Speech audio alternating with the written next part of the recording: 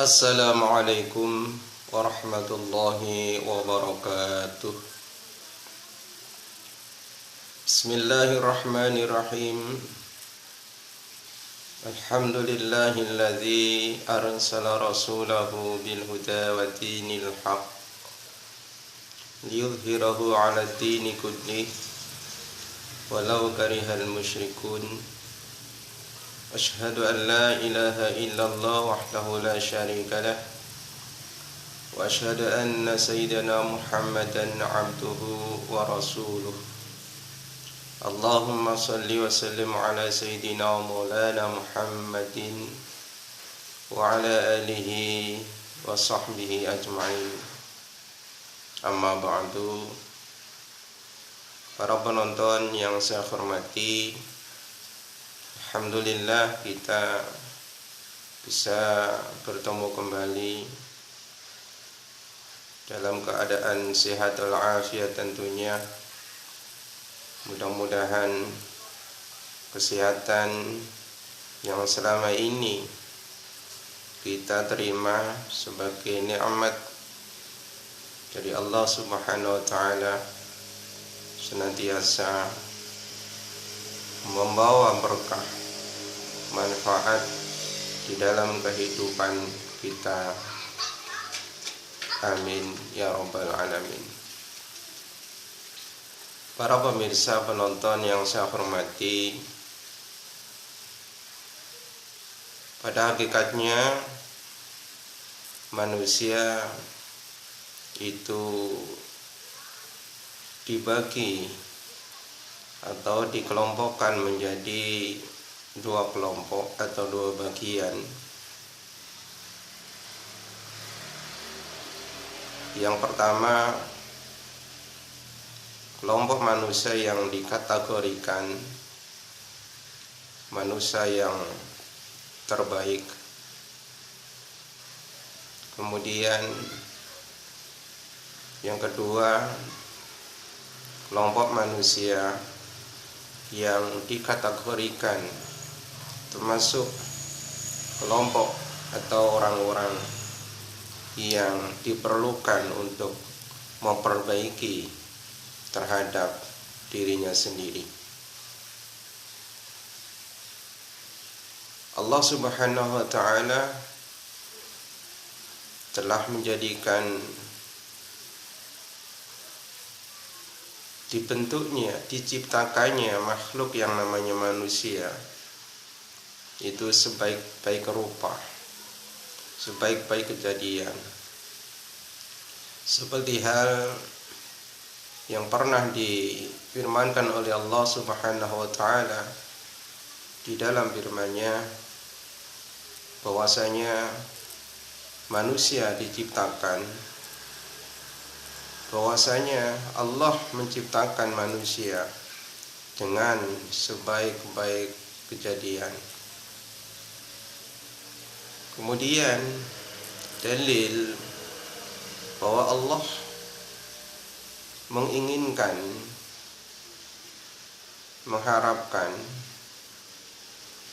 hanya memperhatikan, melihat dari sisi apa yang ada, yang dimiliki oleh manusia, yaitu kebaikan di dalam ketakwaannya.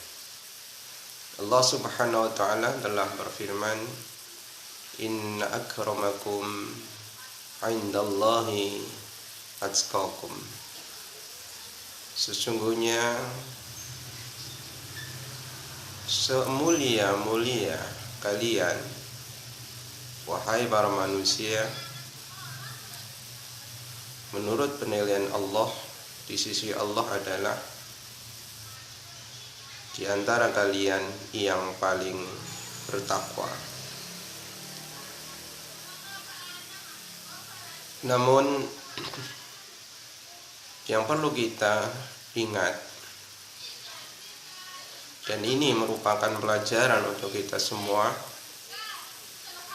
bahwa kebaikan yang diinginkan oleh Allah Subhanahu wa taala pada dasarnya adalah kebaikan hati. kebaikan yang ada di dalam dada kita masing-masing, yaitu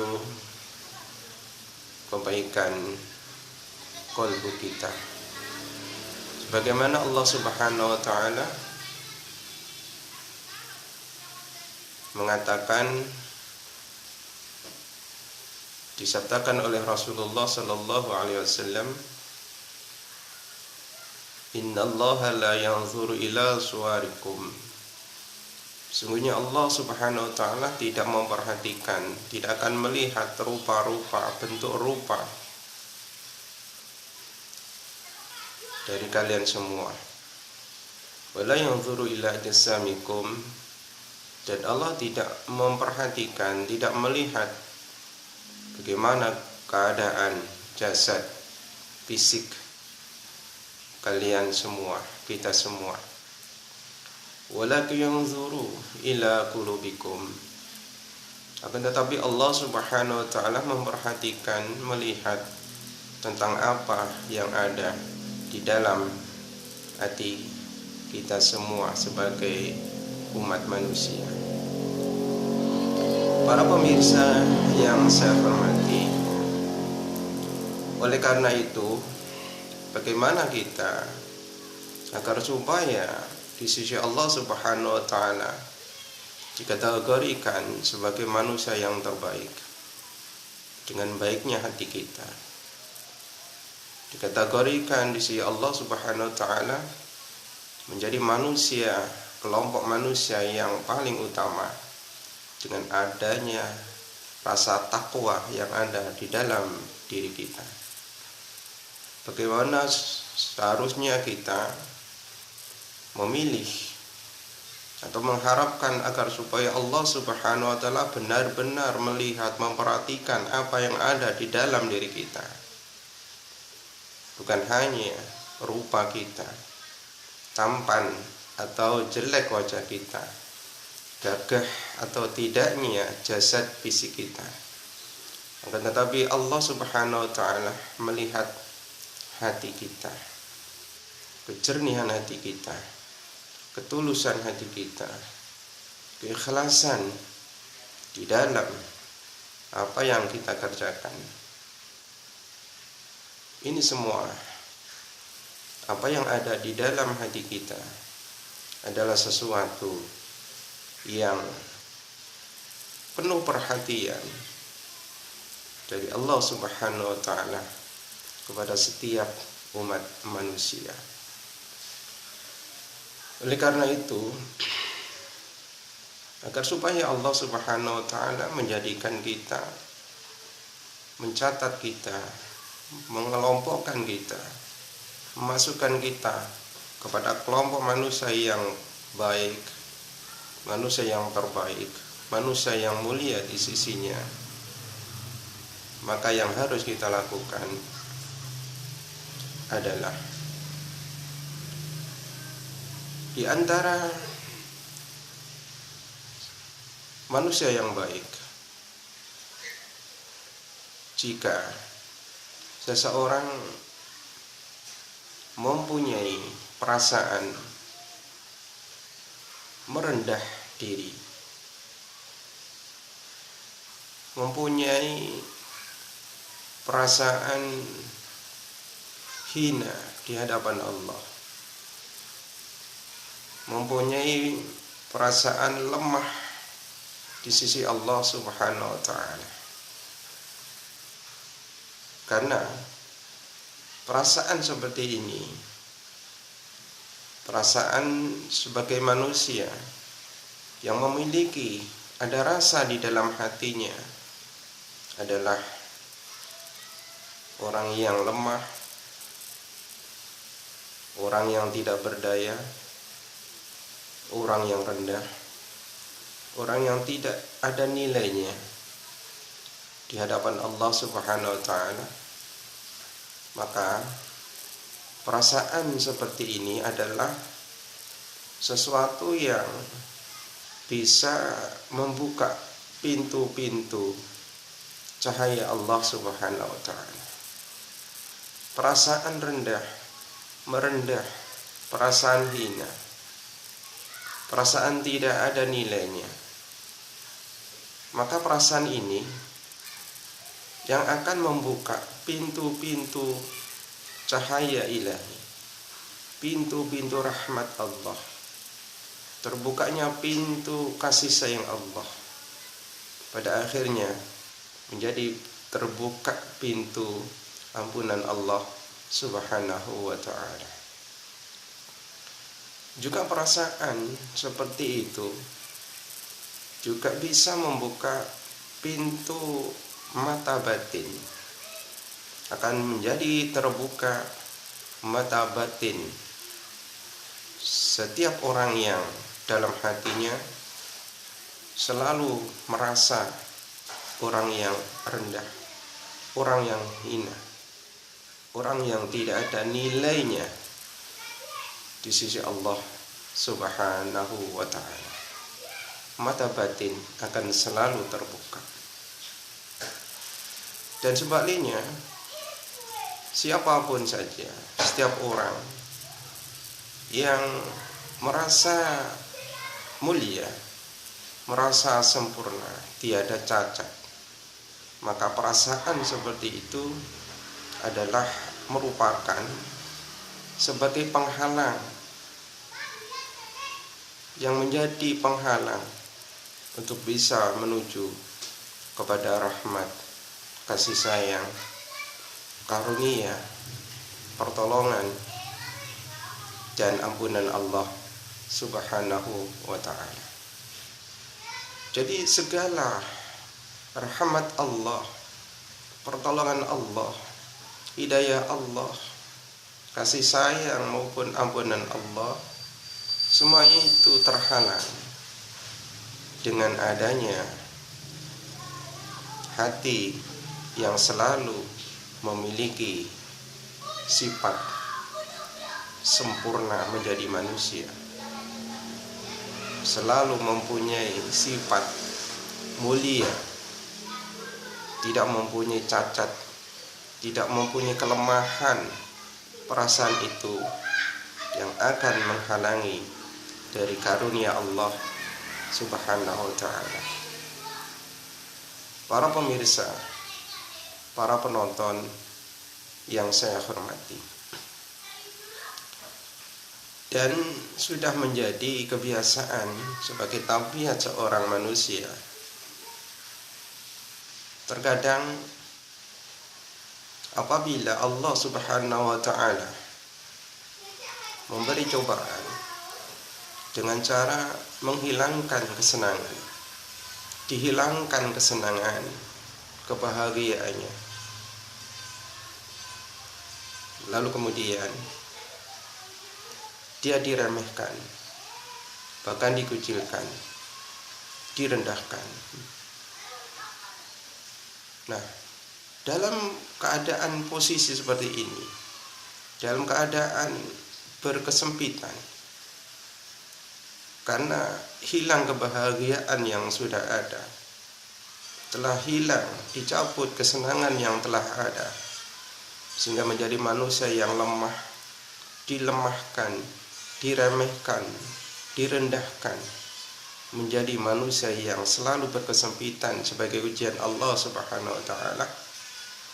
Maka kondisi seperti ini yang akan bisa menimbulkan inisiatif baru, keadaan terpaksa, keadaan terdesak, keadaan tidak berdaya, maka bisa menimbulkan, menghasilkan, muncul inisiatif, ide-ide baru, dan segala pemikiran, akal pikiran selalu jernih.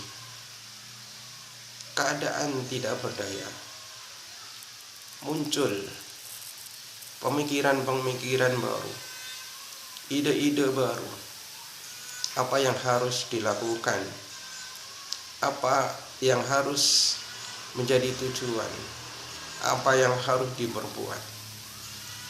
Di depannya sudah terlintas ide-ide, sudah terlintas apa yang harus dikerjakan.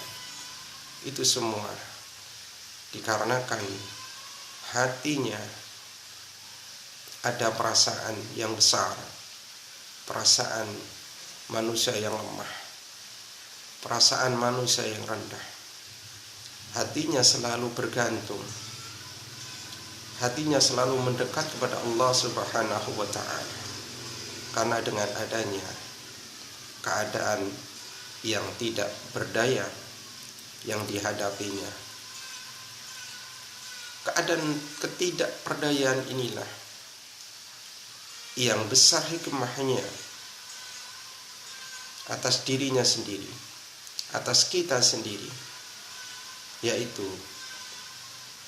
ketika kebahagiaan kita yang sudah kita rasakan, lalu Allah mencabutnya, sehingga lemahlah kita menjadi manusia yang lemah, manusia yang direndahkan, dipojokkan, dikucilkan, tidak bernilai. Maka keadaan seperti ini, hikmah, manfaat sangat luar biasa apabila kita memaklumi, apabila kita mengetahui hikmah dari sebuah ujian berupa kesempitan di dalam kehidupan. Oleh karena itu, para pemirsa, para penonton yang saya hormati,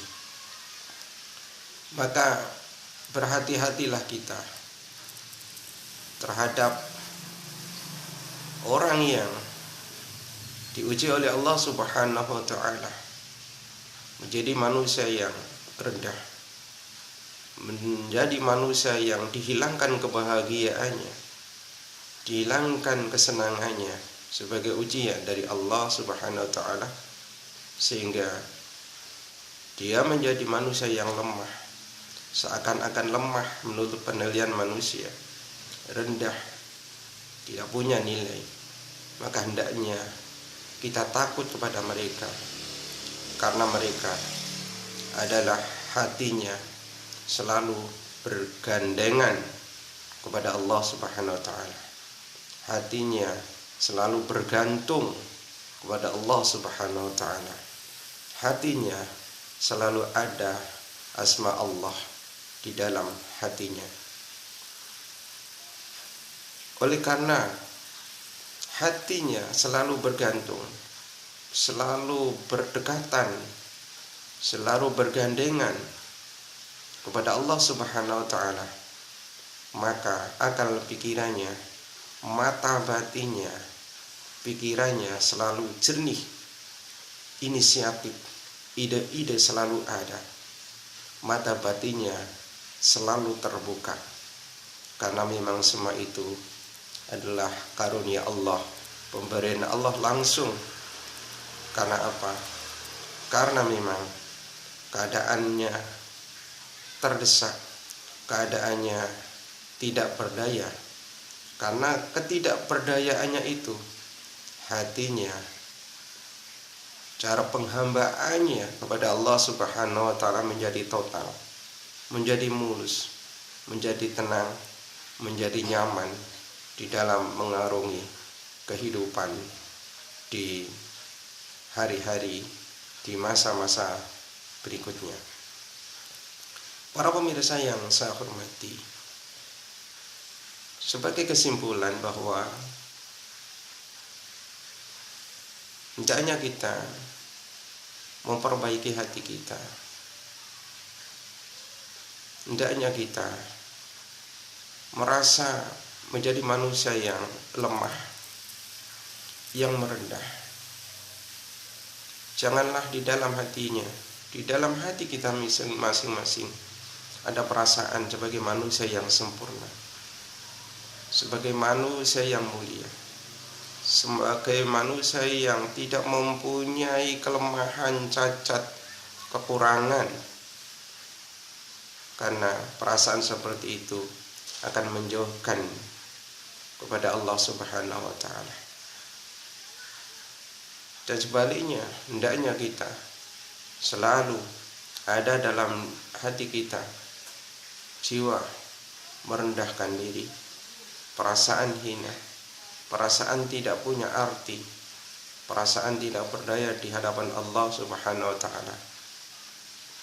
Maka hal ini yang akan mengantarkan kita menjadi manusia yang terbaik di sisi Allah Subhanahu wa taala.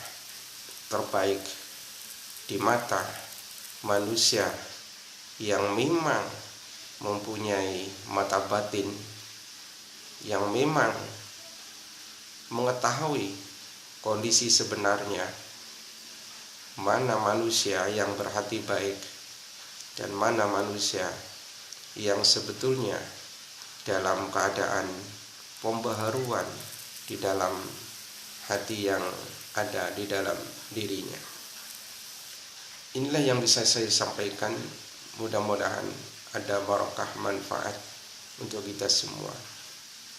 Subhanakallahumma bihamdik asyhadu an la ilaha illa anta astaghfiruka wa atubu ilaik.